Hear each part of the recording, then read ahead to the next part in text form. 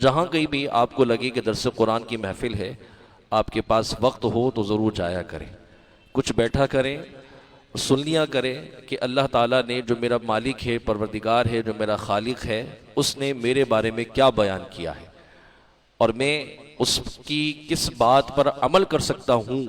کیونکہ ظاہر ہے آج دشوار ہے، مشکل ہے، حالات ہے ایسے کہ ہم نیکی کرنا چاہیں بھی تو نفس اتنا نے ہمیں جکڑ لیا ہے کہ نیکی کی طرف مائل ہوتے نہیں ہیں۔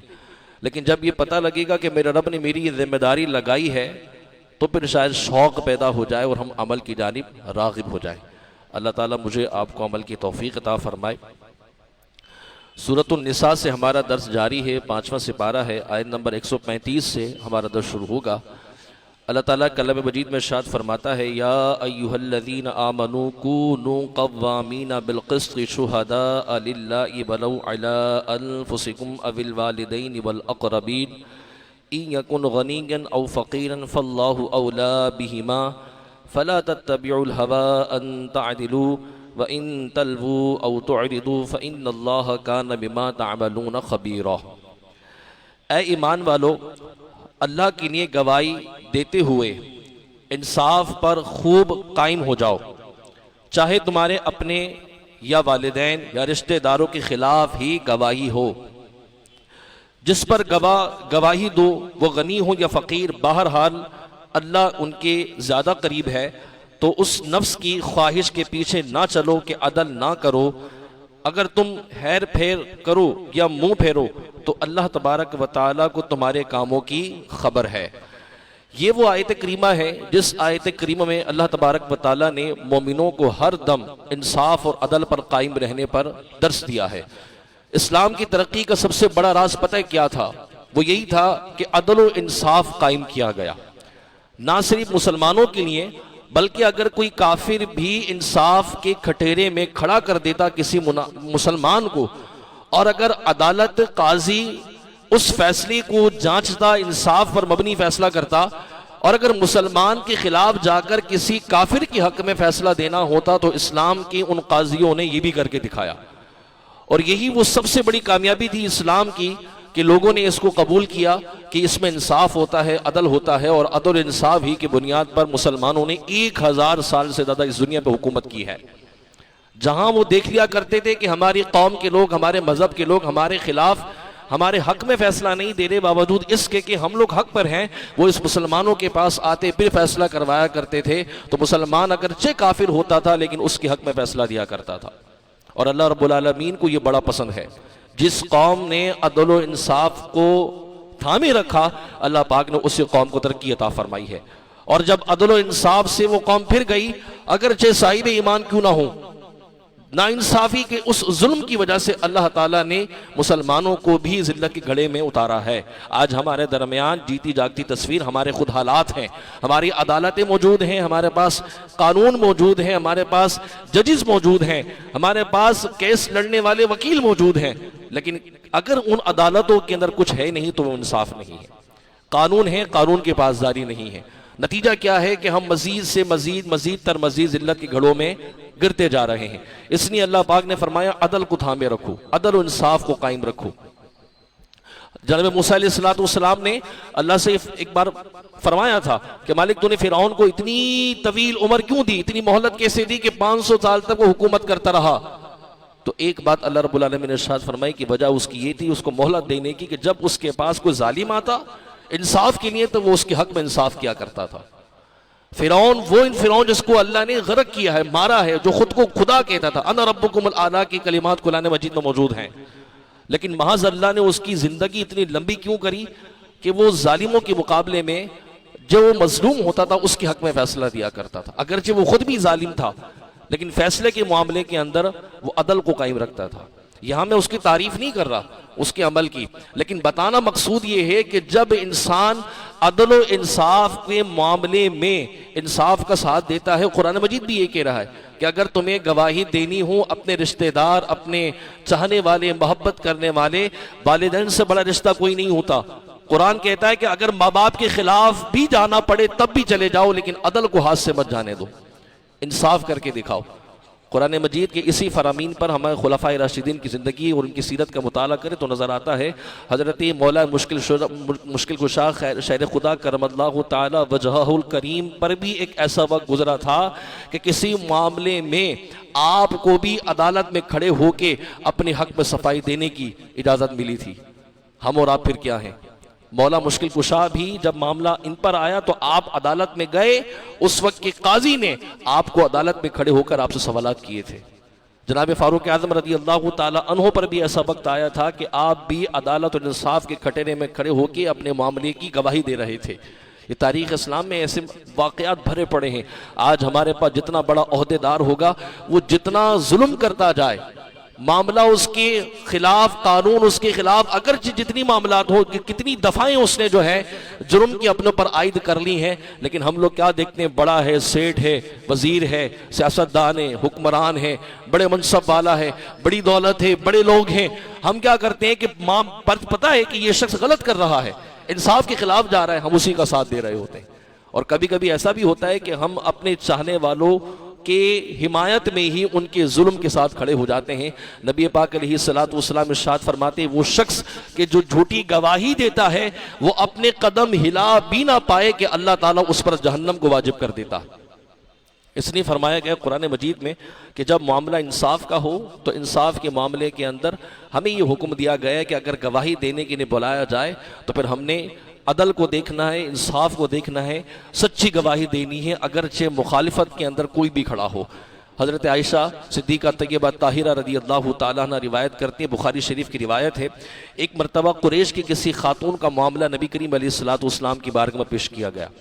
اس خاتون نے کوئی معاملہ کیا ہوگا، اب ان پہ حد جاری ہونی تھی، سزا لگنی تھی، لیکن پھر سفارش کے لیے کہ ان پر رعایت کی جائے کیونکہ قریش سے تعلق رکھنے والی ایک بڑی خاتون ہے، تو حضرت اسامہ بن زید رضی اللہ تعالی عنہ کو نبی کریم علیہ السلام کی بارگاہ میں بھیجا گیا اور فرمایا گیا کہ حضور علیہ السلام سے اس قریش کی بڑی خاتون کے معاملے میں، فیصلے کے معاملے میں نرمی اختیار کرنے کا حکم ارشاد فرمائے.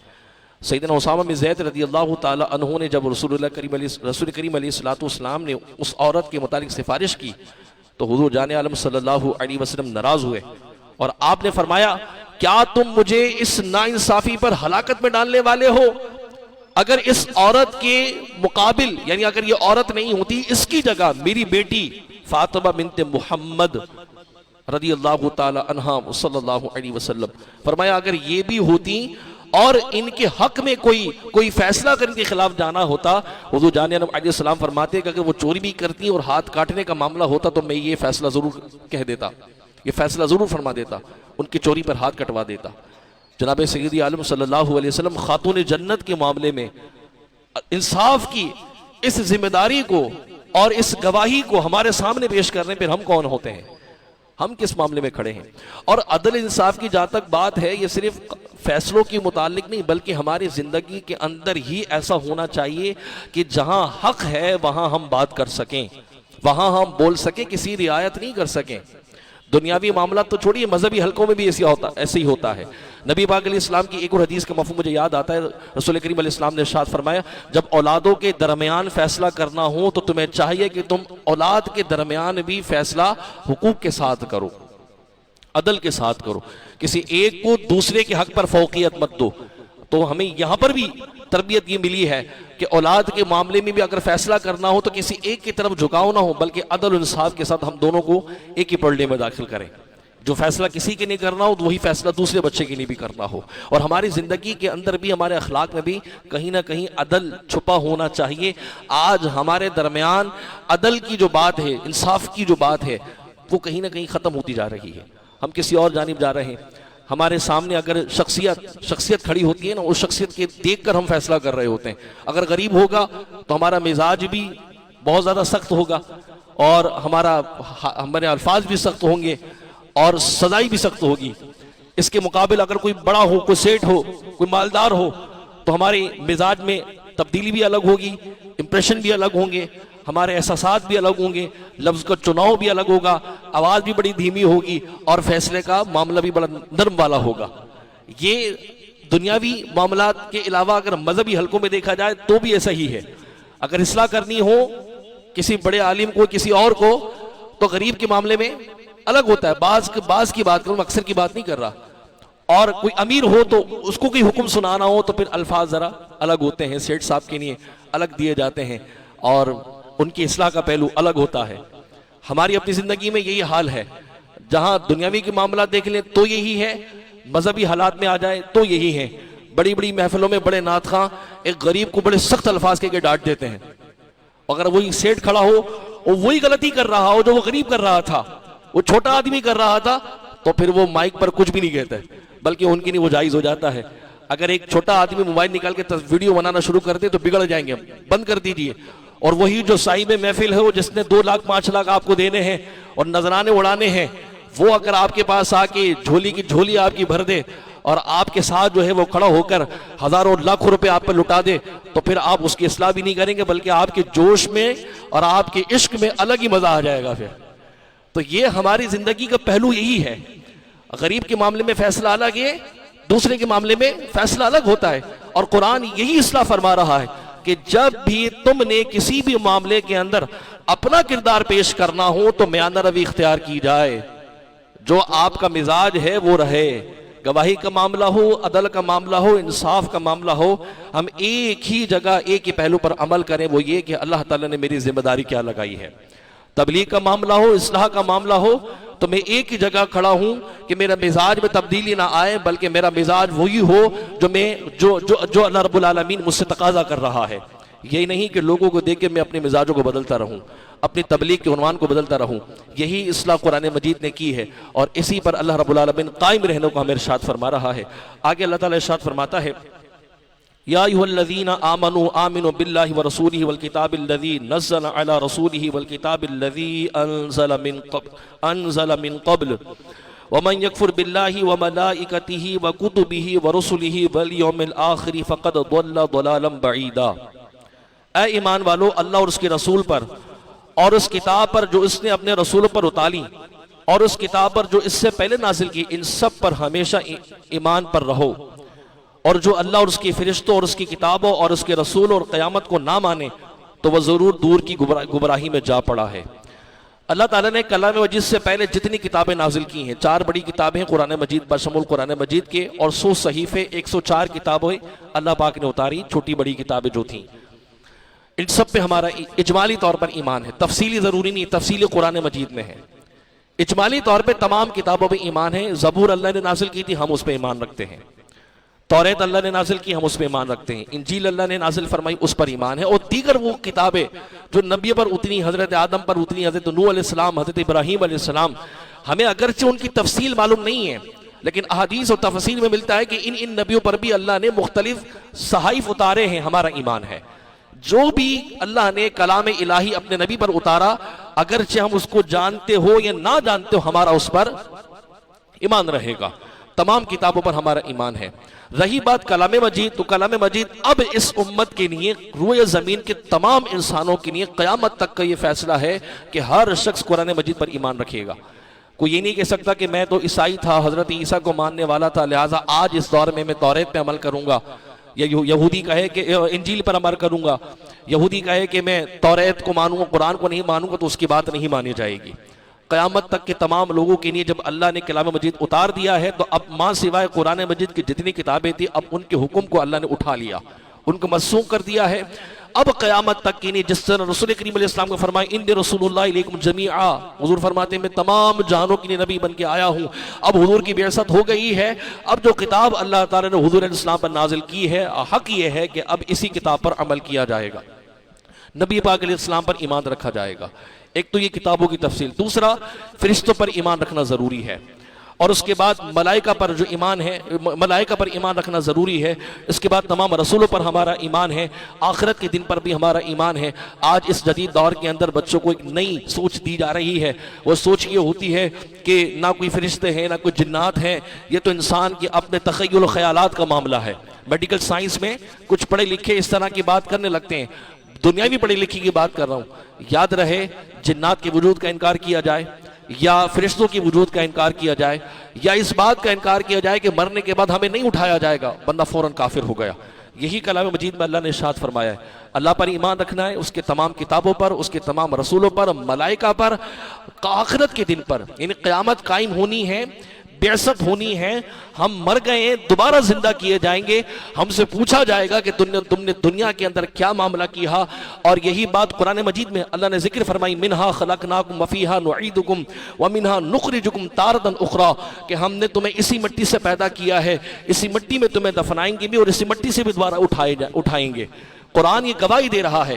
تو آج اگر خدا نہ خواستہ کوئی ایسا عقیدہ رکھ لیتا ہے کہ جنات کو نہ مانے، فرشتوں کو نہ مانے، آخرت کے دن پہ ایمان نہ رکھے، نہ یہ کہے کہ مرنے کے بعد کوئی سوال جواب نہیں ہوں گے، تو خدا نہ خواستہ اگر ایسا عقیدے پر کوئی چل رہا ہے تو وہ کفر کر رہا ہے، وہ کافر ہو رہا ہے. جدید تعلیم کے ہاتھوں ہمارے بچے، آپ یقین کریں، اسی معاملے کو لے کر برباد ہو رہے ہیں. تو میں اس لیے 12 مرتبہ اپنے بیانات میں، موضوعات میں کہتا ہوں کہ بچوں کی تعلیم پر غور کریں. آپ یہ نہیں کہ بھاری بستہ لے کے جا رہا ہے تو آپ سمجھ رہے ہیں کہ بہت اچھی تعلیم حاصل کر رہا ہے. کیا خبر کہ اس بھاری بستے کے اندر ایسی باتیں موجود ہو جو آپ کے بچوں کو آپ کی ہی دین کی راہ سے ہٹا دیں، یا پھر جو پڑھا رہے ہیں، جو استاد ہیں، ہمیں نہیں پتا وہ کس عقیدے کے ہیں. خدا نہ خواستہ ایسا نہ ہو کہ آپ کے بچوں کے عقیدے کو خراب کر رہے ہو، آپ کے بچوں کے ایمان کو خراب کر رہے ہو.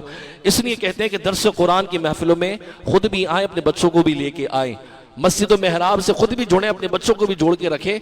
واحد آج مسجد ہی ایک ایسا گھر ہے، ایک ایسا سیف زون ہے کہ جہاں آپ آ کے اپنا عقیدہ بچا سکتے ہیں، اپنا ایمان بچا سکتے ہیں. اس کے علاوہ سوشل میڈیا دیکھ لیں، ہر ایک انسان نے اپنی جو ہے وہ درسگاہ بنائی ہوئی ہے، الگ الگ اجتماعات ہو رہے ہیں، ہر بندہ قرآن و حدیث کے اپنی فلسفے بیان کر رہا ہے، اپنی پیٹ سے نئی عقیدے لائے جا رہے ہیں، رسول اللہ کے نام پر کوئی غلط بات پھیلائی جا رہی ہے، قرآن کے نام پر غلط بات پھیلائی جا رہی ہے. لہٰذا اس پرفتن دور میں اگر آپ کے بچوں کا ایمان کوئی بچا سکتا ہے، اگر عقیدہ کوئی بچا سکتا ہے، کہ واحد مسجد مصلی ہے، مسجد اور مصلی ہے، وہ محراب ہے جس کے قریب آپ نماز پڑھتے ہیں، علماء کی صحبت میں رہیں، جن کے ساتھ آپ کے تعلقات، توقعات ہیں، یہ انشاءاللہ تبارک و تعالی ہر راہ پہ آپ کو سیدھی راہ کی طرف لے کے جائے گی. اور وہ راہ کہ جس کے ذریعے ہمارا ایمان خراب ہو سکتا ہے، وہ انشاءاللہ آپ کو یہیں سے پتہ لگے گی. اور بخاری مسجد میں درس قرآن یا دیگر بھی مسجدوں میں درس قرآن جاری ہونے کی وجہ یہی ہے تاکہ ہم اپنے اعمال کی اصلاح کر سکیں، اپنے عقائد کی اصلاح کر سکیں، اپنے فکر کی اصلاح کر سکیں.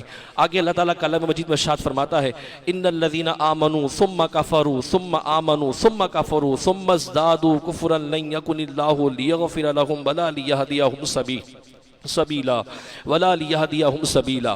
بے شک وہ لوگ جو ایمان لائے پھر کافر ہو گئے، پھر ایمان لائے پھر کافر ہو گئے، پھر کفر میں اور بڑھ گئے، تو اللہ ہرگز انہیں نہ بخشے گا اور نہ انہیں راہ دکھائے گا.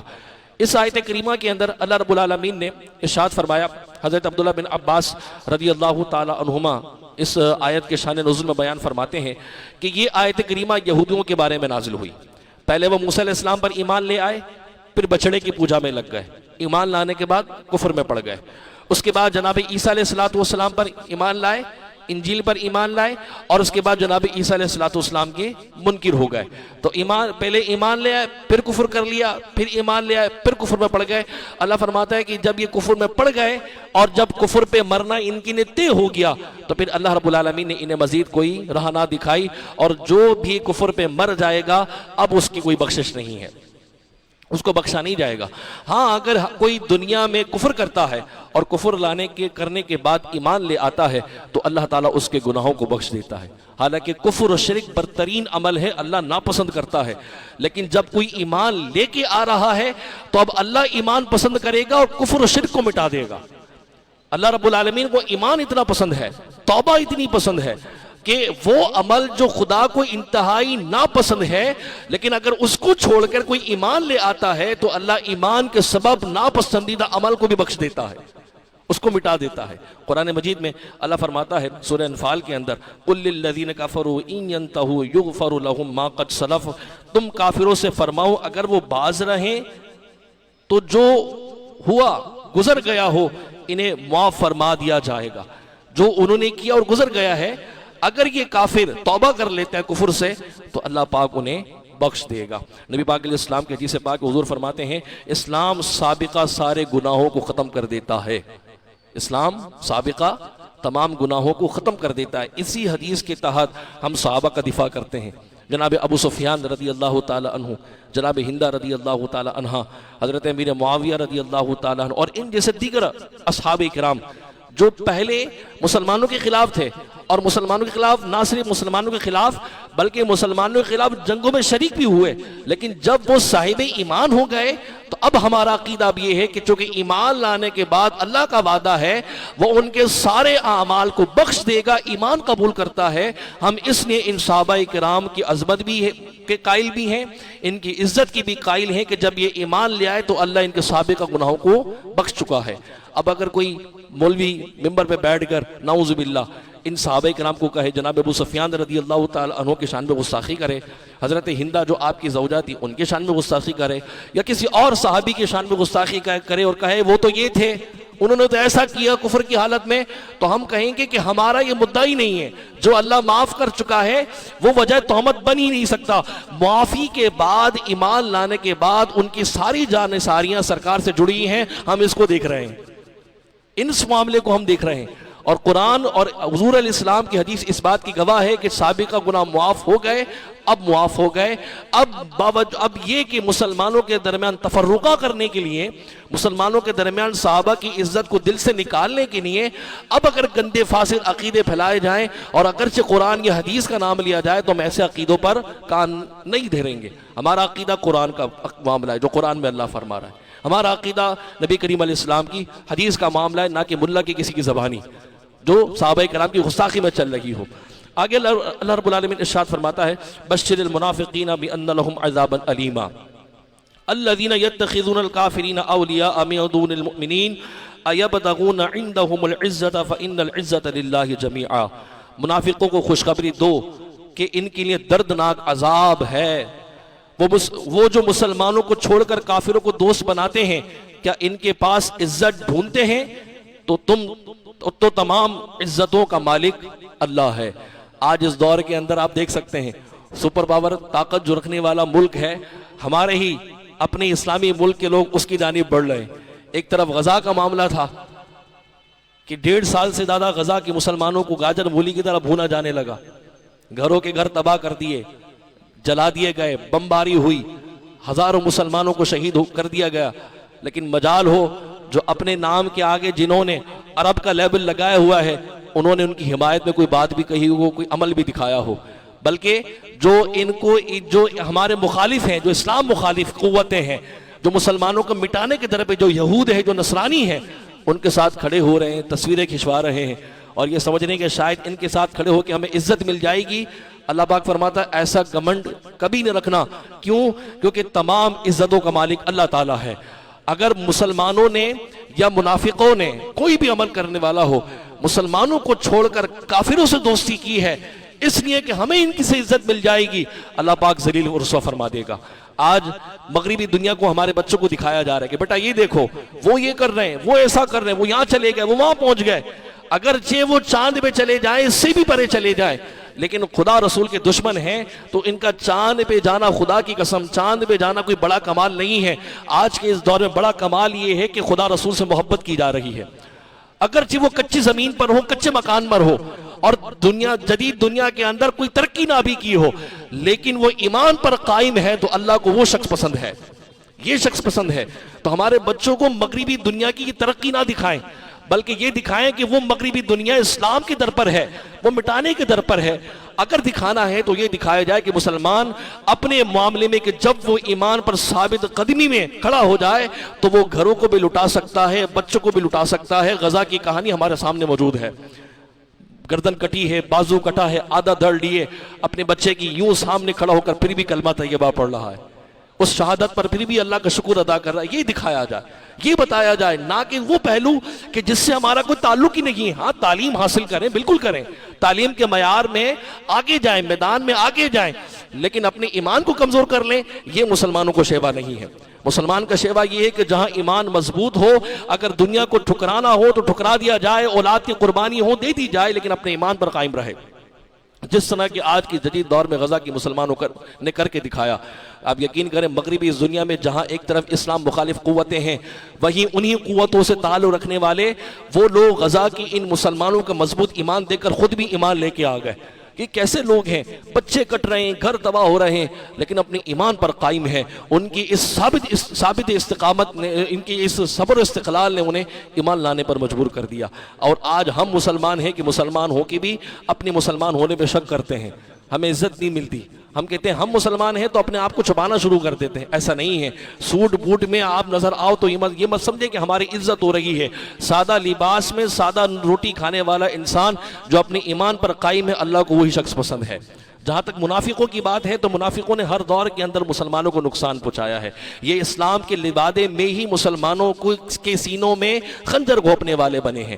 اس لیے اللہ پاک فرماتے ہیں منافقوں کو خوشخبری دے دو، ان کے لیے دردناک عذاب ہے. ہاں، کامیابی کس کے لیے؟ جو اللہ رسول پر کے ایمان پر قائم رہے. آگے اللہ پاک ارشاد فرماتا ہے وَقَدْ نَزَّلَ عَلَيْكُمْ فِي الْكِتَابِ أَنْ إِذَا سَمِعْتُمْ آيَاتِ اللَّهِ يُكْفَرُ بِهَا وَيُسْتَهْزَأُ بِهَا فَلَا تَقْعُدُوا مَعَهُمْ حَتَّى يَخُوضُوا فِي حَدِيثٍ غَيْرِهِ إِنَّكُمْ إِذًا مِثْلُهُمْ ان اللہ جامع المنافقین والکافرین فی جہنم جمیعا. اور بے شک تم پر کتاب میں یہ حکم نازل فرما چکا ہے کہ جب تم سنو کہ اللہ کی آیتوں کا انکار کیا جا رہا ہے اور ان کا مذاق اڑایا جا رہا ہے تو ان لوگوں کے ساتھ نہ بیٹھو جب تک وہ کسی دوسری بات میں مشغول نہ ہو جائیں، ورنہ تم بھی انہی میں ان جیسے ہو جاؤ گے. بے شک اللہ منافقوں اور کافروں سب کو جہنم میں اکٹھا کرنے والا ہے. جو اللہ کی آیتوں کے ساتھ مذاق اڑانے والے ہیں ہمارا ان سے کوئی تعلق نہیں ہے، ہم ان کے ساتھ نہیں بیٹھ سکتے. آج سوشل میڈیا پر طرح طرح کے ایسے مولوی ایجاد ہو گئے ہیں، داڑیاں رکھنی ہیں، پگڑیاں باندھ لی ہیں، حدیث کی 4 کتابیں سامنے ہیں، نام کیا کہ انجینئر لگا ہے، کسی کے نام کے ساتھ گامدی لگا ہے. نہ انہیں قرآن کے معنی کا پتہ، نہ حدیث کے مفاہیم کا پتہ، نہ مراد الہی کا انہیں معلوم، نہ حدیث کی صحیح شرح انہیں پتہ ہے. لوگوں کو گمراہ کر رہے ہیں. قرآن کی بات سکھا کر ہی، قرآن سنا کر ہی گمراہ کیا جا رہا ہے. قرآن کے ذریعے قرآن کے غلط معانی مفاہیم بتا کر انہیں قرآن کے حوالے سے ہی، حدیث کے حوالے سے گمراہ فرقے کی طرف، گمراہ راہ کی طرف لے جایا جا رہا ہے. آج اولیاء کاملین کے شان میں گستاخیاں کی جا رہی ہیں، صحابہ کے شان میں گستاخیاں کی جا رہی ہیں، حتیٰ کہ جو ختم نبوت کے منکر ہیں، جو قادیانی ہیں، ان کی حمایت کی جا رہی ہے. اور یقین کریں یہ وہ لوگ ہیں جو قرآن کے غلط معنی کر کے قرآن سے اپنی بات ثابت کر رہے ہوتے ہیں. تو اللہ فرماتا ہے کہ اگر ایسوں کے ساتھ تعلق ہے جو قرآن اور اللہ کے دین کو بدل رہے ہیں، مذاق کر رہے ہیں، مذاق پہ لیا جا رہا ہے، صحیح حدیثوں کا مذاق بنایا جا رہا ہے. آج صحیح حدیثوں کا، قرآن مجید کے صحیح ترجموں کا مذاق بنایا جا رہا ہے. قرآن مجید کی آیتوں پر میمز بنائی جا رہی ہوتی ہیں، علماء کے خلاف میمز بنائی جا رہی ہوتی ہیں. ہر وہ شعار کے جو اسلام سے جڑا ہے اس کے مخالف جو ہے لوگ ٹھٹا اور مذاق میں لے کے جا رہے ہیں. اللہ فرماتا ہے ایسوں کے ساتھ تعلق مت رکھنا. آج بھی آپ دیکھ لیں کہیں ایسا نہ ہو کہ ہم گائے بگائے ان کے ساتھ نہ جڑے ہوں جو قرآن اور حدیث کا مذاق اڑانے والے ہیں. اگر ان کے ساتھ جڑے ہیں تو فوراً ایسے لوگوں سے قطع تعلق کر لیجیے. اگر ان کے چینل کو سبسکرائب کیا ہوا ہے، ان کے کسی چینل کے ساتھ سوشل پلیٹ فارم کے ساتھ جڑے ہیں، فوراً اللہ تعلق اختیار کر لیں. اور ایسے علماء، ایسے لوگ جو دین کی بات کرتے ہیں، محبت کی بات کرتے ہوں، جو دین کی بات کرتے ہوں، قرآن صحیح سمجھاتے ہوں، ان سے تعلق جوڑیے. آگے اللہ تعالیٰ ارشاد فرماتا ہے الذین یتربصون بکم فإن کان لکم فتح من اللہ قالوا الم نکن معکم وإن کان للکافرین نصیب قالوا الم نستحوذ علیکم ونمنعکم من المؤمنین فاللہ یحکم بینکم یوم القیامۃ ولن یجعل اللہ للکافرین علی المؤمنین سبیلا. اور وہ جو تمہارے اوپر گردش زمانہ کا انتظار کرتے ہیں، پھر اگر اللہ کی طرف سے تمہیں فتح ملے تو کہتے ہیں کیا ہم تمہارے ساتھ نہ تھے؟ اگر کافروں کی فتح کا حصہ ہو تو ان سے کہہ تو کیا تم پر غالب نہ تھے؟ اور کیا ہم نے مسلمانوں کو تم سے روکے نہ رکھا؟ تو اللہ تمہارے درمیان قیامت کے دن فیصلہ فرما دے گا اور اللہ کافروں کو مسلمانوں پر کوئی راہ نہیں دکھائے گا. منافقین کی بدترین چال ہوتی تھی کہ منافقین کیا کرتے کہ مسلمانوں کے صفوں میں ہوتے، کوئی کافر آتا تو اس کو مارتے نہیں تھے، اور پھر کافروں کے ساتھ ہوتے تو کہتے کہ دیکھو ہم نے فلاں جنگ میں مسلمانوں کے ساتھ تھے مگر تمہیں مارا نہیں. اور ایک طرف مسلمانوں کے ساتھ ہوتے، اللہ تعالیٰ مسلمانوں کو فتح یابی عطا کر دیتا تو کہتے مال غنیمت میں سے ہمارا حصہ تو، کیونکہ ہم تمہارے ساتھ کافروں کے مقابلے میں کھڑے ہوئے تھے. یہ ہیں وہ منافقین دونوں طرف چلتے تھے. اس لیے اللہ نے نفاق کے متعلق ارشاد فرمایا کہ بدترین جرم ہے. آگے ان کی عذابات کیا ہیں وہ ذکر ہیں. اللہ فرماتا ہے ان المنافقین یخادعون اللہ وهو خادعهم واذا قاموا الى الصلاة قاموا كسالى يراؤون الناس ولا يذكرون الله الا قليلا. بے شک منافق لوگ اپنے گمان میں اللہ کو فریب دینا چاہتے ہیں اور وہ انہیں غافل کر کے مارے گا, اور جب نماز کے لیے کھڑے ہوتے ہیں تو بڑے سست ہو کر لوگوں کے سامنے ریاکاری کرتے ہوئے کھڑے ہوتے ہیں اور اللہ کو بہت تھوڑا یاد کرتے ہیں. منافقین کی بدترین چال یہ تھی, عبادت نہیں کرتے تھے, کھڑے ہوتے تھے بڑی سست روی سے, جہاں لوگ ہوں تو بڑی خوش دلی سے عبادت کر رہے ہوں, تنہائی میں چلے جائے تو عبادت بھی نہیں کرتے تھے.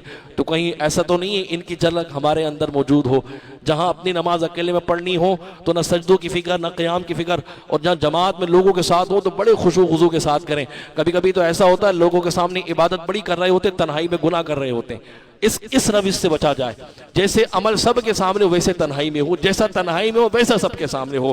ورنہ منافقین کی چال تو اللہ نے یہ ذکر کر دی کہ عبادت نہیں کرتے تھے مگر لوگوں کو دکھانے کے لیے. آگے اللہ فرماتا ہے مذبذبین بین ذالک لا الہ ہؤلاء ولا الہ ہؤلاء ومن یضلل اللہ فلن تجد له سبیلا. درمیان میں ڈگمگا رہے ہیں, نہ ان کی طرف ہیں نہ ان کی طرف, اور جسے اللہ گمراہ کرے تو اس کے لیے کوئی راستہ نہ پاؤ گے. نہ ادھر ہے نہ ادھر, نہ مسلمانوں کے ساتھ نہ کافروں کے ساتھ, بیچ کے اندر دونوں کے ساتھ چل رہے ہیں. یہ منافقین کی چال ہوتی تھی, ایک راہ کو نہیں تھاما کرتے تھے. اللہ پاک فرماتا ہے یا ایھا الذین آمنوا لا تتخذوا الکافرین اولیاء من دون المؤمنین اتريدون ان تجعلوا للہ علیکم سلطانا مبینا ان المنافقین فی الدرک الاسفل من النار ولن تجد لهم نصیرا. اے ایمان والو, مسلمانوں کو چھوڑ کر کافروں کو دوست نہ بناؤ. کیا تم یہ چاہتے ہو کہ اپنے اوپر اللہ کے لیے سری حجت قائم کر لو؟ بے شک منافق دوزخ کے سب سے نچلے طبقے میں ہیں, تو وہ ہرگز ان کا کوئی مددگار نہ پاؤ گے. الا الذين تابوا واصلحوا واعتصموا بالله واخلصوا دينهم لله فاولئك مع المؤمنين وسوف يؤتي الله المؤمنين اجرا عظيما. ما يفعل الله بعذابكم ان شكرتم وآمنتم وكان الله شاكرا عليما. مگر وہ لوگ جنہوں نے توبہ کی, اپنی اصلاح کر لی اور اللہ کی رسی کو مضبوطی سے تھام لیا اور اپنے دین خالص اللہ کی نہیں کر لیا, تو یہ مسلمانوں کے ساتھ ہیں. ان قریب اللہ مسلمانوں کو بڑا ثواب دے گا. اور اگر تم شکر گزار بن جاؤ اور ایمان لے آؤ تو اللہ تمہیں عذاب دے کر کیا کرے گا, اور اللہ قدرت والا اور جاننے والا ہے. سبحان اللہ. اللہ منافقوں کی ایک طرف سزا بیان کر رہا ہے, ان کے عمل کو بیان کر رہا ہے, ان کے کردار کو بیان کر رہا ہے. دوسری طرف کہہ رہا ہے کہ دیکھو تم اگر اصلاح کر لیتے ہو, ایمان لے آتے ہو, مسلمان کے ساتھ ہو جاتے ہو, تو پھر اللہ تمہیں عذاب دے کے کیا کرے گا؟ اللہ تمہیں بخش دے گا, تمہاری خطاؤں کو معاف کر دے گا. وہ کتنا کریم پروردگار ہے. وہ نفاق کو بخش رہا ہے, وہ کفر کو بخش رہا ہے, وہ شرک کو بخش رہا ہے, تو کیا وہ میرے خطا معاف نہیں کرے گا؟ کیا میرے گناہ معاف نہیں کرے گا؟ کیا وہ مجھ پر رحم نہیں کرے گا؟ تو کب میں اپنے رب سے لو لگاؤں گا؟ کب میں اس کے دین کی طرف آؤں گا؟ کب میں قرآن کو مضبوطی کے ساتھ تھاموں گا؟ جب وہ کہہ رہا ہے میں کفر و شرک بخش رہا ہوں, میں تو صاحب ایمان ہوں, اگرچہ عمل میں کمزور ہوں مگر اللہ کا ہوں. اگر میں اللہ کا دین مضبوطی سے تھام لوں تو کتنی برکتیں مجھے ملیں گی, کتنے انوار مجھے ملیں گے. درس قرآن کا یہی عنوان ہے کہ ہم اللہ کے دین کو مضبوطی سے تھامیں. اللہ سے دعا کرتے ہیں باری الہ ہمیں قرآن مجید پر عمل کی توفیق عطا فرمائے, اس کے ذریعے اپنی اصلاح کی توفیق عطا فرمائے. اللہ تعالیٰ اس کے ذریعے ہماری خطاؤں کو معاف فرمائے. اللہ تعالیٰ ہمیں محبت عطا فرمائے. ایسے لوگ جو گستاخی کرتے ہیں, ایسے لوگ جو بے ادب ہیں, اللہ ان کے شر سے ہمیں ہمارے بچوں کو محفوظ فرمائے. اللہ اپنی رضا نصیب فرمائے. ایسے اعمال کی توفیق دے جس سے اللہ تعالیٰ خوش ہو جاتا ہے. وہ اعمال جو اللہ کی ناراضی کے سبب بنتے ہیں, اللہ تعالیٰ مجھے آپ کو دور ان اعمال سے بچنے کی توفیق عطا فرمائے. وآخر دعوانا الحمدللہ رب العالمین. 5 بارے درس قرآن میں مکمل ہو گئے. کل سے انشاءاللہ 6 سے 12 سے درس قرآن کا آغاز کیا جائے گا.